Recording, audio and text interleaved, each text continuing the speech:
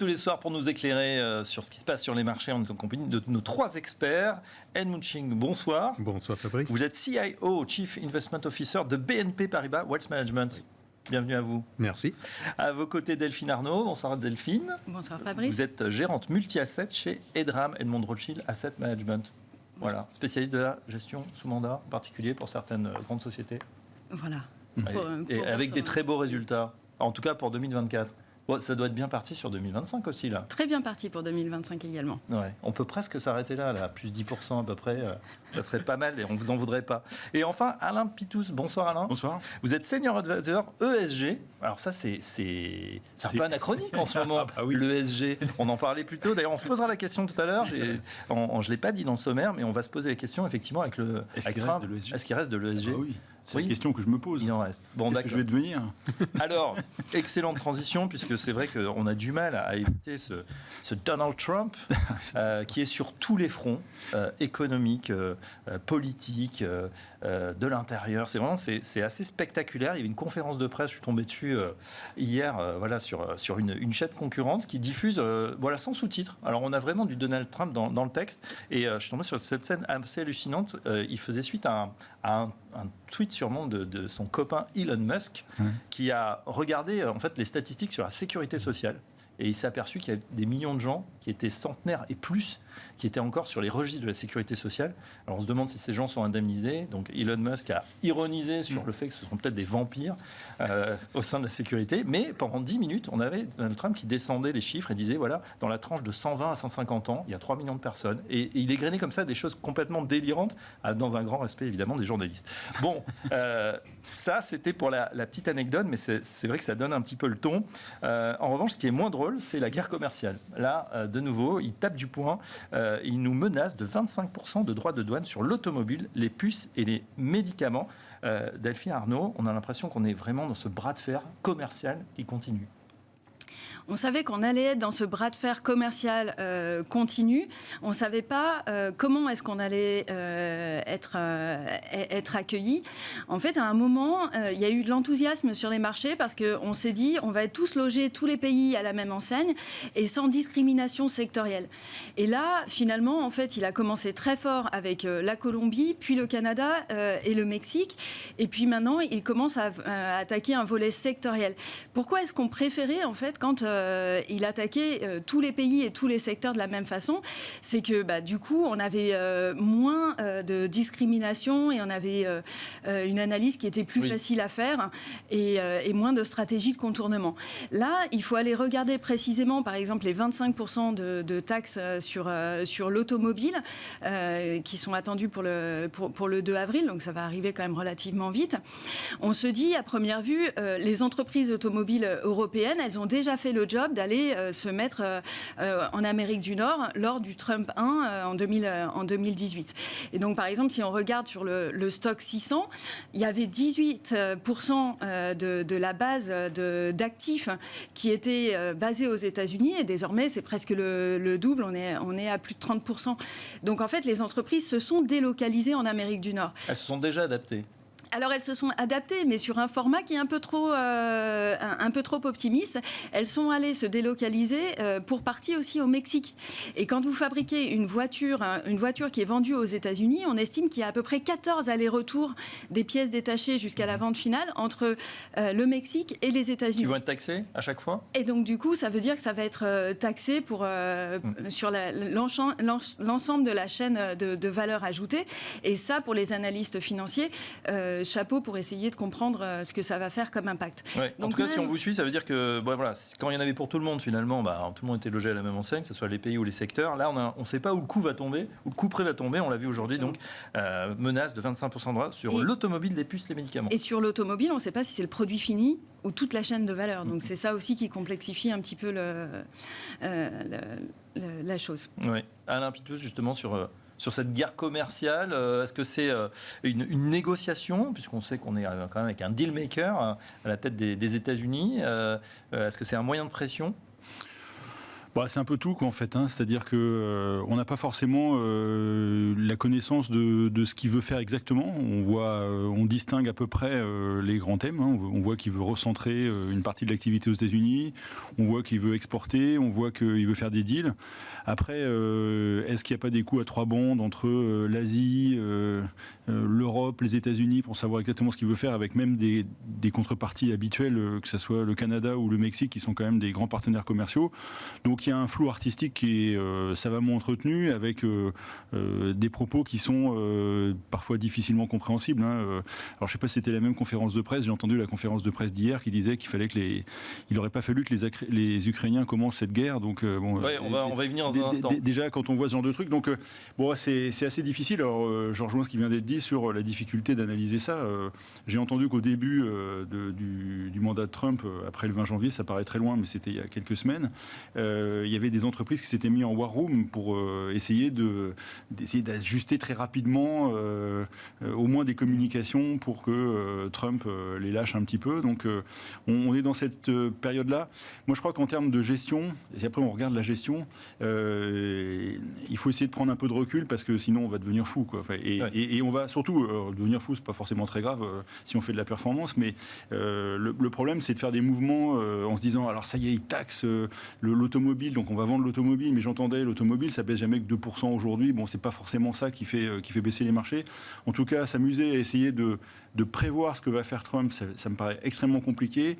L'impact concret, réel sur l'entreprise elle-même, pareil, très compliqué. Et je crois qu'il faut essayer de rester sur une typologie d'investissement long terme, parce que les entreprises s'adapteront. J'ai pas de doute là-dessus. C'est-à-dire qu'en fait, Trump... Oui, mais on sait très bien, Alain, que c'est vrai, elles vont s'adapter. Mais néanmoins, il en faut un minimum de lisibilité. Et on sait très bien que dès qu'il y a incertitude, évidemment, il y a inquiétude. En tout cas, oui, alors ça va retarder des investissements, etc. Mais faut pas s'inquiéter non plus outre mesure. Trump est de passage. Il faut regarder ce que font les Chinois. Les Chinois, ils continuent leur logique. Ils ont une logique qui est très claire. C'est leur politique d'investissement, leur politique leur géopolitique est assez claire. Donc faut être là-dessus. Trump est de passage. Alors il faut essayer d'éviter les coûts. Donc je pense qu'une chose est sûre en ce moment, c'est qu'il faut éviter les sur- ou sous-investissements massifs. C'est-à-dire que se dire je fais pas du tout d'émergence, je fais pas du tout de ça, je me mets à fond là-dessus. Je pense que ça c'est particulièrement dangereux en termes d'investissement aujourd'hui. Voilà. Donc Trump il va parler. Si vous essayez d'égrener ses tweets, c'est l'enfer, quoi. Ah non, on va pas y retourner. C'est vrai que d'un côté on a un temps long à 50 ans du côté de la Chine, et puis on a le temps ultra court. On a l'impression en réaction de Donald Trump qui peut dégainer ça. Edmund Chip, justement, sur ces sujets, comment vous voyez ce bouleversement? Tout à l'heure, Alain nous disait, mais c'est vrai qu'il y a quelques semaines qu'il est arrivé, on a l'impression qu'il est déjà là depuis 1 ou 2 ans. C'était quand même bien attendu qu'il allait cibler plusieurs secteurs, notamment en Europe, comme le secteur automobile. Le problème pour les fabricants automobiles européens, c'est que ça arrive au pire moment.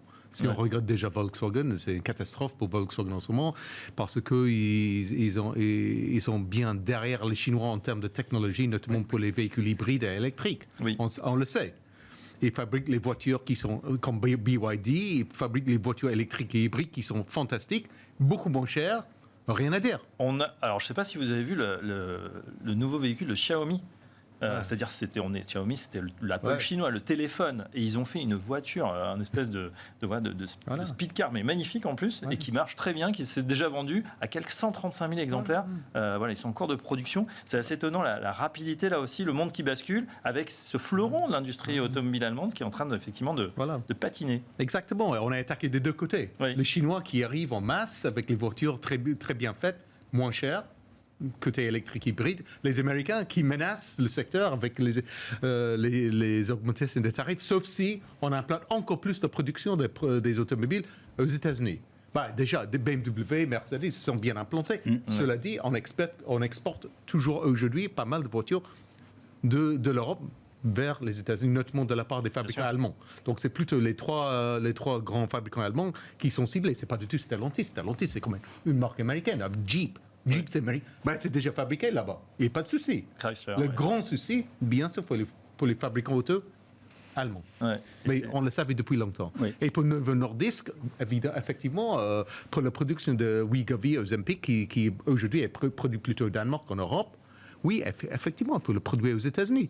Mais ça a du sens. Parce que le potentiel du marché anti-obésité aux États-Unis reste colossal. Il est colossal. Au Novo Nordisk et Eli Lilly. Donc il faut produire là-bas. sauf il faut du temps. Et puis un concurrent d'ailleurs qui est nettement mieux valorisé du côté américain aussi, peut-être on essaie de le protéger. Voilà, bien sûr, mais cela dit, le marché est assez quand même énorme pour les deux acteurs, pour d'autres acteurs en plus. On parle quand même dans plus des États comme Texas, 30% de la population adulte qui sont obèses. Pas en surpoids, mais obèses. 30%, c'est quand même énorme.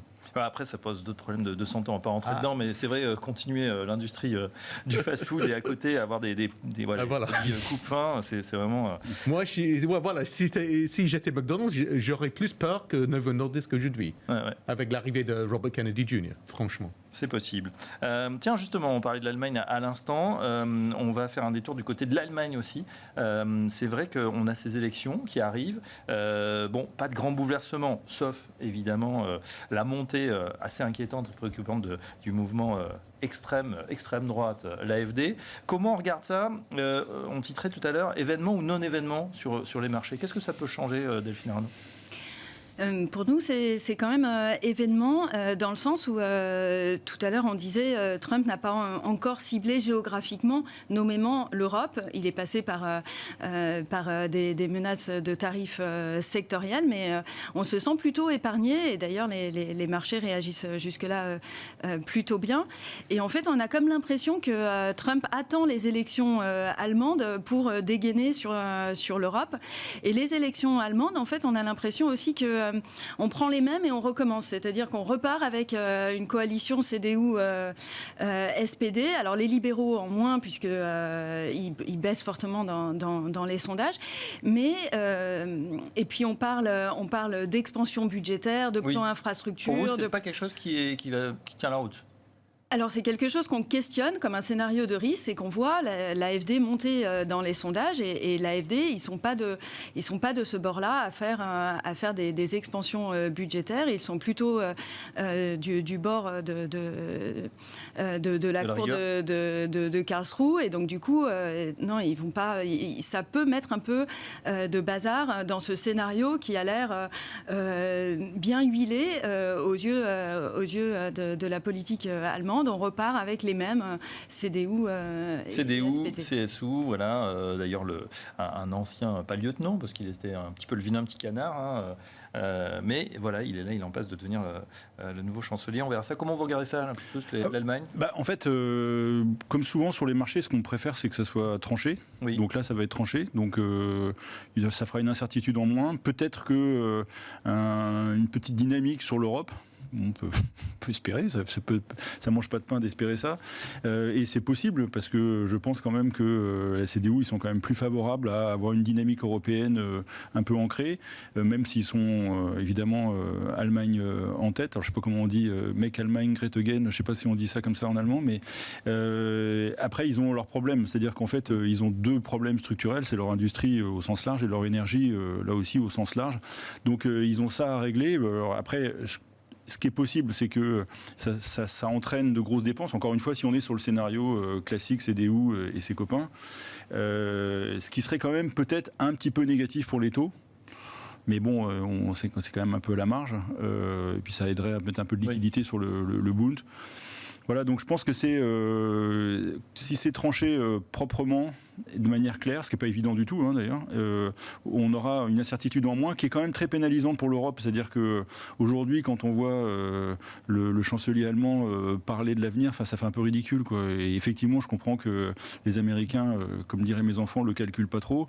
Ils n'ont pas calculé grand monde là. Oui, d'accord. Non, mais enfin là, particulièrement, c'est carrément passé au second plan. Donc là, on se retrouvera avec quelqu'un qui aurait un peu de poigne sur le pays, peut-être relancer un peu deux, trois aspects européens, en particulier la défense, qui va être un véritable sujet dans les 2 ans qui viennent, quoi. Ouais. Et pourtant, Edmond, comme vous le disiez tout à l'heure, ça ne va pas changer radicalement la donne sur l'industrie, sur ce qui ce qui se passe en Chine. Non.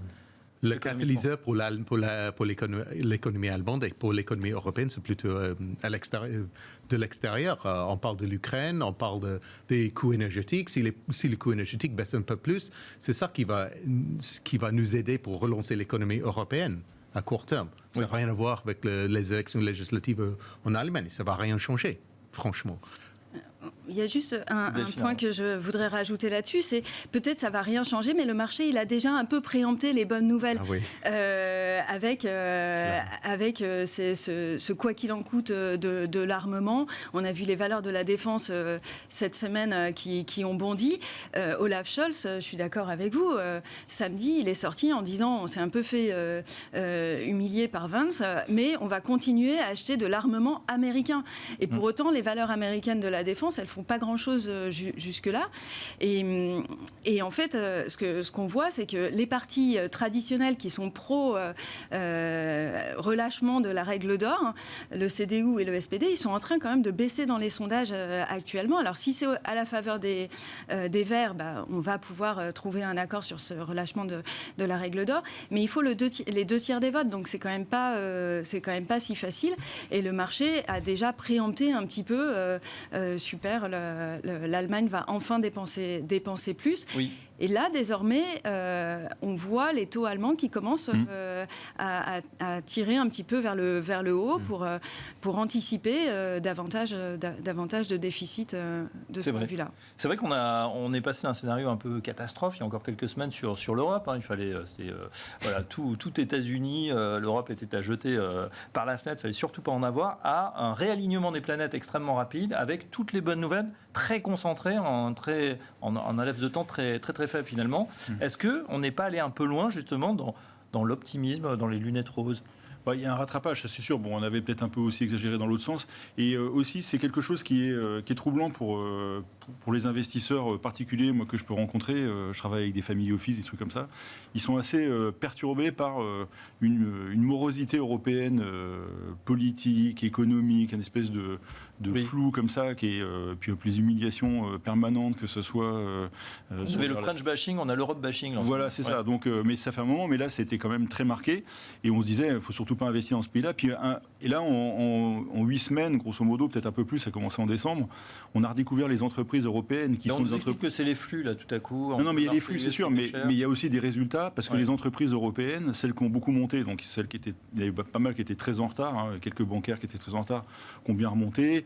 Et puis, il y a des entreprises qui sont très belles, qui ont des très beaux résultats, qui ont des très belles perspectives, qui sont sur des créneaux qui sont...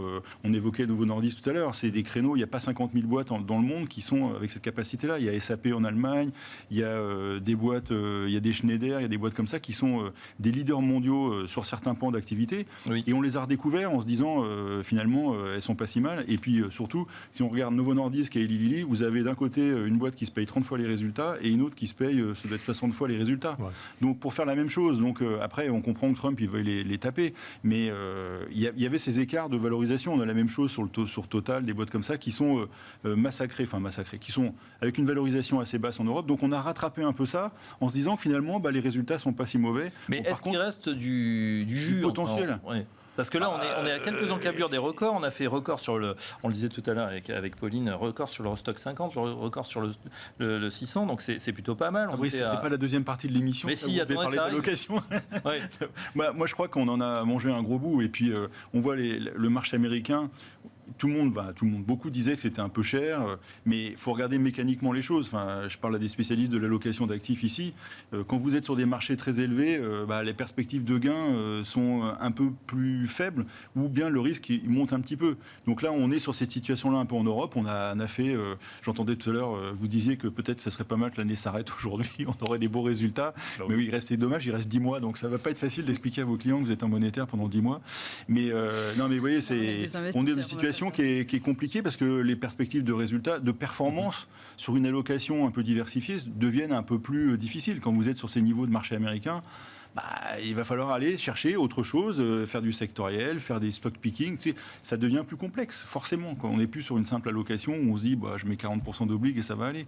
Les obliques, c'est pareil, ça devient dur aussi. Vous voyez, donc il y a une situation qui est un peu plus complexe, je trouve, en ce moment. Enfin, c'est un avis. Après, il faut laisser parler. Ouais, après, c'était très compliqué l'an dernier parce que tout était en train de baisser. Là, maintenant, c'est très compliqué parce que tout remonte. Edmund Ching, comment on le fait là quand on met Chief Investment Officer là, parce que vous avez à peu près les mêmes clients, Wealth Management. Oui. Eux aussi, vous voyez justement régulièrement, vos clients, ils se posent des questions, ceux qui nous regardent? Ah, mais bien sûr, ils se posent les questions parce qu'on a 2 ans de performance fabuleuse, déjà, d'un côté. De l'autre côté, la plupart de nos clients ont un profil plutôt conservateur, donc ils se posent la question, est-ce qu'il ne faut pas encaisser la plus-value, quoi? Oui. Et moi, je dis non. Ah, vous dites non. Non. On reste investi? On reste investi parce que même si on joue le jeu de suivi de tendance, les tendances restent plutôt haussières. On parle de l'indice Eurostoxx 50, je te rappelle quand même. Donc on vient de toucher 5500 points qu'on a touché pour la première fois en septembre 2000. Donc c'est un peu comme au Japon. Il nous fallait 24 ans pour retrouver le même niveau qu'on avait en septembre 2000. Aujourd'hui. C'est beaucoup. C'est beaucoup. C'est long. On a gagné quoi? Le rendement de dividende entre-temps. Il faut être patient sur les marchés. On a vu le Japon, c'était pareil, c'était compliqué. Oui, voilà, exact. Si on regarde l'histoire du marché japonais, qu'est-ce qui se passait après? On ne touche les points, paf, ça a accéléré. Donc on risque d'accélérer encore plus vite à la hausse pour l'Eurostoxx 50 parce que tout le monde est pessimiste. D'accord. Donc vos clients qui se disent bon, on a déjà fait, on est content. Tout l'an dernier, ça a été très compliqué. Là on est en bonne voie. On arrête. Et vous dites non, il faut y aller, il faut continuer. Voilà, exactement. Delphine Arnaud, donc non, vous switchez pas tout en monétaire en attendant tranquillement que ça passe. C'est une idée. Non, on ne fait pas ça et on trouve toujours des idées d'investissement. Sur le rebond des actions. On vous en voudra si ça baisse après qu'on finit à 5% l'année. Non, on protège. Bon, okay. Sur les actions européennes, il y a eu des vrais fondamentaux qui ont changé en fait entre la fin d'année et ce début d'année, des changements plutôt positifs. En début de saison de résultats, on attendait -3 de croissance, donc de décroissance des profits pour les actions européennes, tirées par l'énergie bien sûr, mais quand on enlève l'énergie, on avait maigrement un +3 de croissance des EPS pour l'Europe. Finalement, on finit à +6, donc on est même à +11 quand on enlève l'énergie. Donc en fait, on a eu des vraies bonnes publications du côté européen. On en a eu aussi du côté américain, où on devait être à 11, on est plutôt à 14. Et si on enlève l'énergie, qui là aussi souffre, on est même à 17% d'amélioration des bénéfices sur un an. C'est formidable. Et ce qui est encore plus formidable et qui fait qu'on doit rester investi, parce qu'en fait, on est en train de sortir. On n'a pas eu de récession. On a eu une décroissance bénéficiaire. Et on est en train d'en sortir. Ce sont d'abord les Magnificent Seven, les 7 magnifiques, qui sont sortis de cette décroissance bénéficiaire. Oui. Et le reste est en train de suivre. Quand on regarde un an auparavant, on avait un écart de profit entre les 7 magnifiques et le reste de la cote du S&P 500 qui était de 53%. Il y avait 53% de croissance en plus à aller chercher quand on allait chercher seulement 7 valeurs. C'est pour ça qu'on est allé plus tôt l'an dernier faire de la gestion plutôt indicielle et aller chercher à jouer de cet effet de concentration. Là, sur la publication désormais, oui. Cet écart, il s'est resserré de 9%. Alors oui, il y a un ralentissement des 7 magnifiques. On est passé à d'autres thèmes dans le thème de l'IA, plutôt les logiciels, plutôt le big data avec des utilisateurs de l'IA qui vont gagner en profitabilité comme les banques et le secteur de la santé. Mais il y a aussi tout un rattrapage de la cote. Avant la saison de résultats, c'était une étude Société Générale qui avait fait ça et ça nous interpellait. Ils avaient regardé 1500 entreprises du S&P 1500 pour avoir vraiment un panorama un peu large. Statistiquement, depuis un an arrêté au Q3, au troisième trimestre 2024, il n'y avait que 50% des entreprises américaines qui arrivaient à améliorer leurs résultats par rapport à un an auparavant. C'est ridiculement bas quand on pense que les États-Unis ont une croissance réelle de près de 3%, plus une inflation de près de 3%. Ça fait 6% en nominal. Normalement, elles auraient dû voir au moins leur chiffre d'affaires augmenter de 6%. Et ces entreprises-là n'ont pas vu leur chiffre d'affaires augmenter non plus. Donc on attendait en fait ce rattrapage-là. Ça, c'est du fondamental qui est positif. Donc, d'accord, donc on va avoir un rattrapage, outre les Magnificent Seven qui ont les tout catalysé l'an dernier. Les fondamentaux, côté tendance de long terme, on est sur un rattrapage de cette décroissance bénéficiaire. On a eu d'autres nouvelles aussi qui ont nourri ce rallye de début d'année.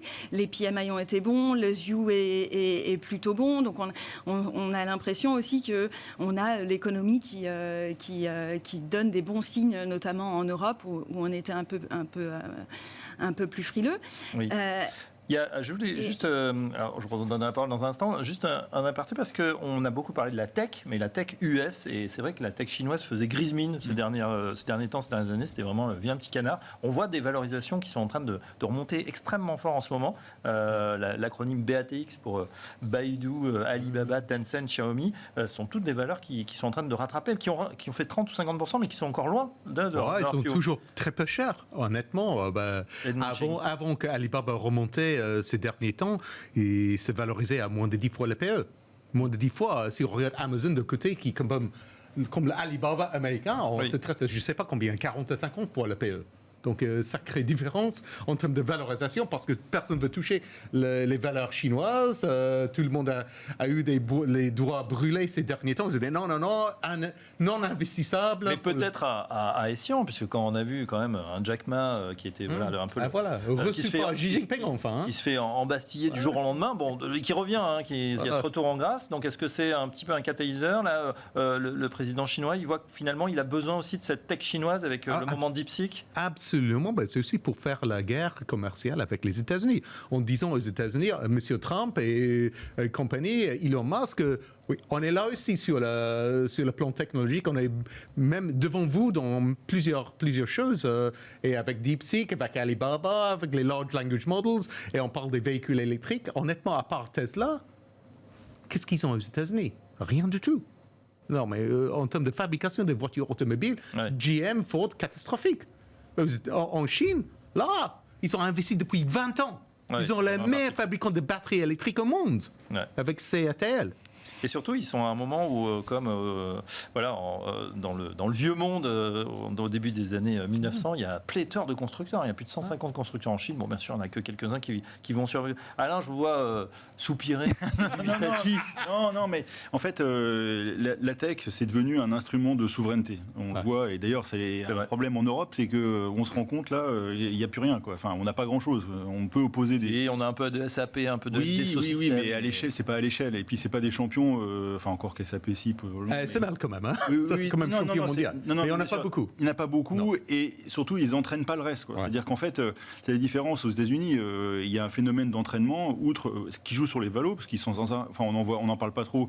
Mais Nvidia, je crois que l'année dernière, ils ont dû acheter 200 entreprises. Enfin, ça donne une idée. C'est un écosystème. Ils déposent des brevets dans tous les sens. Enfin, ils ont un budget de recherche qui est d'ailleurs un sujet aujourd'hui. On se pose la question de savoir si le budget de recherche est pas un peu important. On voit si leurs investissements en structure sont pas trop importants. Mais pour revenir, on voit vraiment un problème de souveraineté.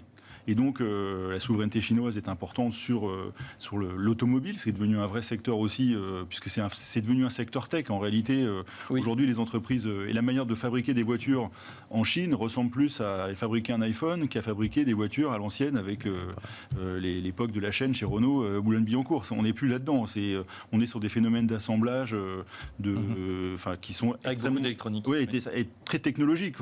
Et en fait, c'est ça. Et donc, moi, après, en tant qu'investisseur, alors je suis d'accord, il y a des problèmes de valo, les valos probablement étaient trop basses en Chine, mais en tant qu'investisseur, moi, participer au développement de la souveraineté chinoise sur ces segments-là, ça me dit rien du tout. On ne met pas son argent là-bas. Non, et puis parce qu'en fait, là aujourd'hui, donc ils ont participé, Xi Jinping a participé à une journée mondiale de l'IA en Asie, où on a fait sortir Jack Ma, le pauvre, je ne sais pas s'il s'attendait à sortir à ce moment-là. Mais rien que pour ça, c'est non, quoi. Alors on avait peur de nos données maîtrisées par les Américains. Alors nos données maîtrisées par les Chinois, vous m'excuserez, mais ça m'intéresse assez moyennement. Donc, vous êtes très peu sur DeepSeek finalement. Non, très peu, oui. Et ChatGPT non plus. Donc on joue Mistral. Ouais, mais enfin je suis sur les moteurs, américains parce qu'il y a un peu que ça aujourd'hui, mais effectivement le chat, j'ai pas testé encore. Mais pour dire que voilà, c'est de la politique derrière tout ça, et donc c'est pas un segment qui m'intéresse trop. Après, ok, donc je suis pas dans la situation. Non, parce qu'en fait il y a aussi, il faut voir un truc, c'est que moi je suis pas dans la situation de mes confrères qui sont ici, qui ont des objectifs. Quand ils se comparent à un indice, il est souvent un indice mondial, il y a des obligations dedans et tout, c'est assez différent. Moi je peux quand je discute avec des family office, encore une fois, eux, ils n'ont pas de problème pour être à l'écart complètement de certains segments d'investissement, voire même de rester en cash, voire d'être avec 25% d'or. Enfin, ici, je ne pense pas que vos clients soient dans vos investissements. Peut-être qu'il y en a qui le sont en pratique, mais dans vos investissements, vous ne préconisez pas 25% d'or. Vous voyez, ça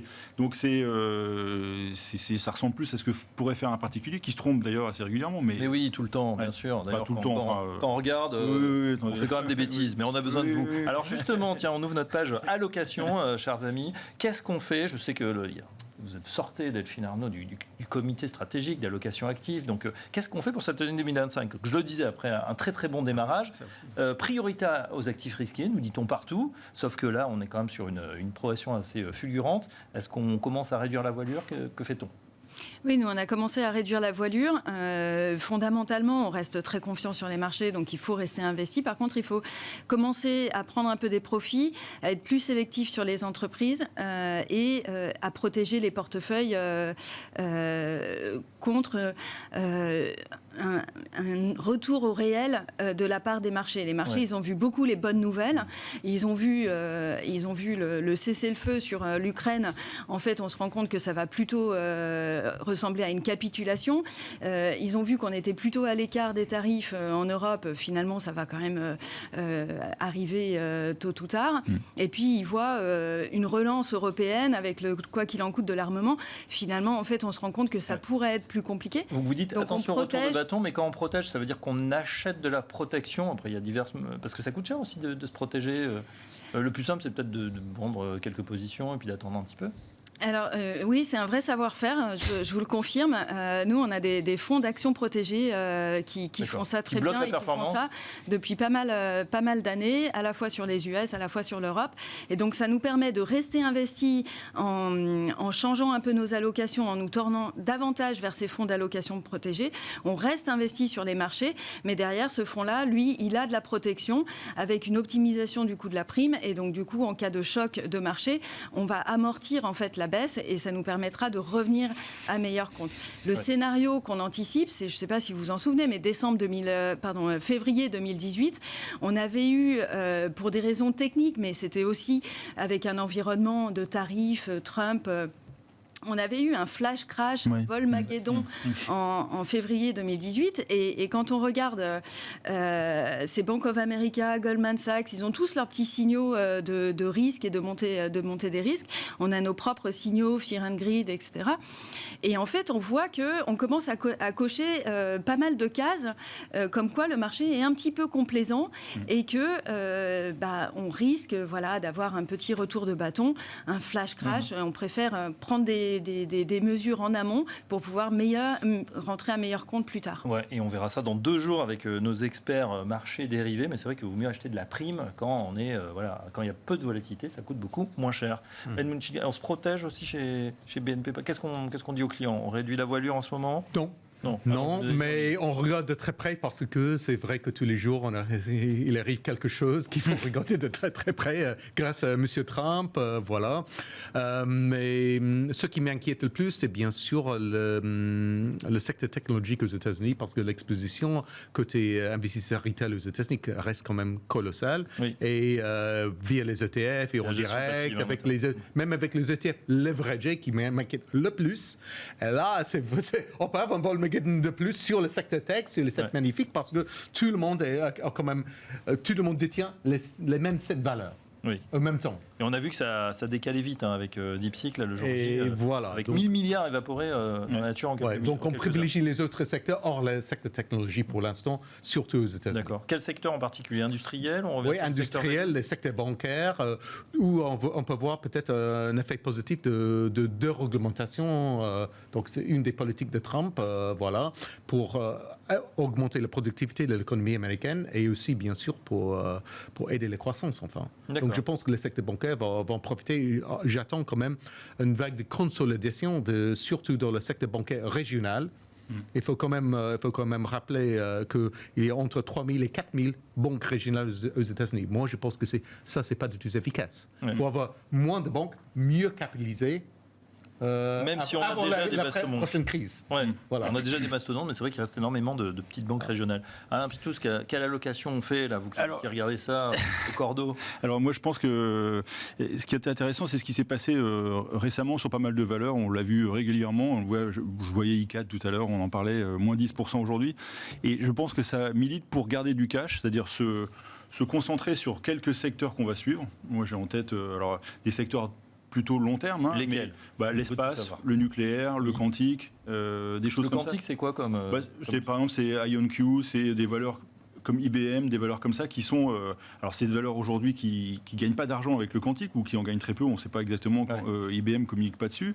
Mais quand il y a des gros pets de marché, avoir du cash, être un peu sniper, c'est-à-dire se dire, par exemple, ce qui s'est passé sur Nvidia, effectivement, il fallait peut-être un peu regarder et se demander ce qui se passait avec DeepSeek, etc. Mais si on regarde, ça a pratiquement récupéré et tout. Ah, vous avez vu que c'était les particuliers qui avaient racheté pour 500 millions de dollars extrêmement rapidement là, dans la chute. Typiquement, oui. C'est ce genre de choses qu'il faut faire, à mon avis. Avoir aussi de l'or, je pense que c'est une protection. Alors, c'est peut-être moins efficace qu'un fonds protégé. Effectivement, je pense que les protections, statistiquement, ça coûte assez cher. Donc, je privilégierais vraiment l'idée d'avoir des fonds protégés qui le gèrent dans la durée de manière pertinente, qui vont amortir réellement ce qui peut se passer sur la volatilité. C'est quand même toujours intéressant. Mais garder ce cash pour vraiment être capable d'investir en ayant préparer son investissement, parce que je pense que des pets de marché de 20% sur l'ensemble des indices, je ne le vois pas aujourd'hui. Par contre, une espèce de tournante comme ça sur quelques valeurs, ça peut arriver. Des cracks valeur par valeur, c'est ce qu'on voit. Des réajustements. Alors après, c'est un peu bizarre, ça arrive. C'est brutal. C'est très brutal, c'est du moins 10, moins 15. Ça n'arrivait pas avant. Il faut être capable d'en profiter. Alors c'est très difficile pour des professionnels qui sont avec des allocations qui sont quand même très contraintes, mais pour des particuliers, ça peut avoir du sens. Non, mais on a vu par exemple, c'est vrai, vous avez raison, hier c'était Capgemini, ou Edenred. Et c'est des grosses valeurs du CAC vous aviez Adyen l'année dernière qui avait quand même fait une grosse sous-performance sur quelques jours.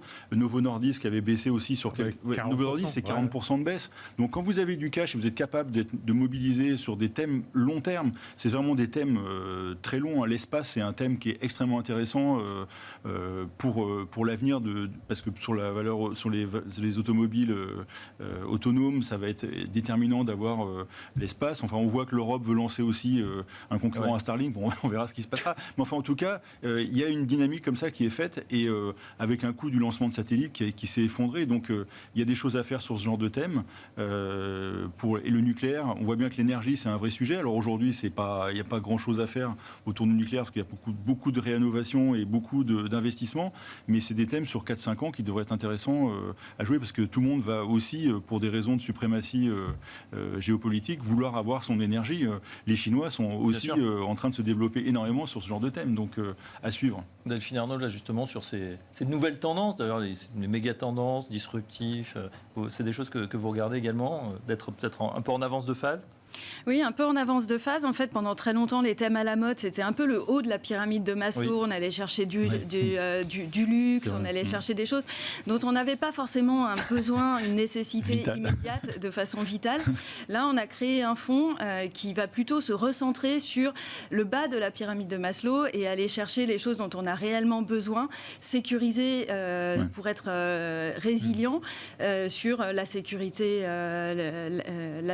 alimentaire, les chaînes logistiques, l'énergie, et de façon globale pour aller chercher à chaque fois le meilleur acteur dans la filière. Et d'ailleurs, sur la défense, il va plutôt aller chercher des valeurs de défense américaine dans Global Resilience.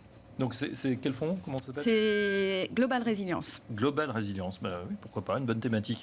Edmond Chine, voilà, pour vous.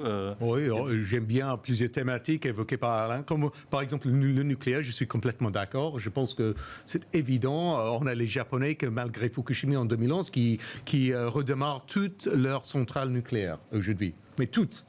Donc, ils ont clairement dit, on a besoin de ça parce qu'ils n'ont pas de pétrole, pas de gaz, pas de rien. Ouais.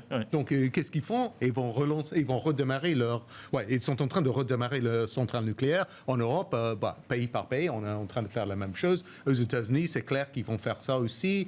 La Chine qui construisent des centrales nucléaires à droite, à gauche, mais quasiment tous les jours. Et les Indiens qui arrivent aussi à faire la même chose.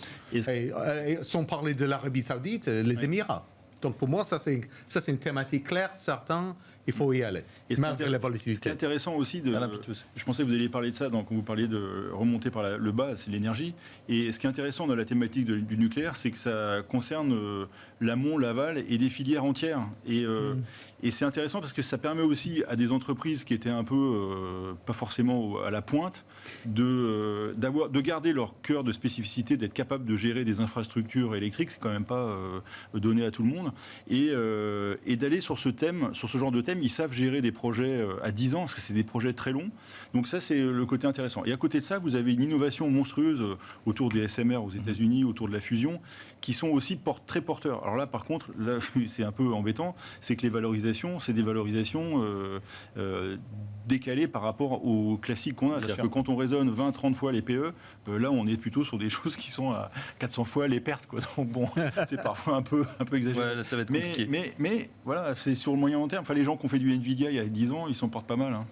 C'est vrai. Effectivement, il y a aussi l'énergie dans le... Ah oui, ça m'étonne la résilience. résilience. Bon, avec tout ça, on n'a pas eu le temps de parler d'ESG, mais bon, de toute façon, maintenant, tout le monde s'en fiche, puisqu'on sait que pour faire de la performance, il faut faire des armes, il faut faire du nucléaire, il faut faire plein de trucs. Il ne faut pas faire du cannabis. Si vous avez regardé le cannabis, c'est une catastrophe en bourse. Juste un mot sur l'ESG. Moi, je pense qu'on revient à la réalité, c'est-à-dire que peut-être on était allé un peu loin sur la régulation, et on revient sur le cœur du problème de l'ESG, qui est lutter contre le réchauffement climatique. Et c'est ça l'enjeu, c'est communiquer sur les émissions de CO2, et on s'en portera pas plus mal pour les sociétés. Voilà. D'accord. Et pas de cannabis alors. Et le cannabis, non, personnellement, je ne suis pas un grand consommateur. Bon, pas consommateur c'est dit. du tout. Alors, on saura.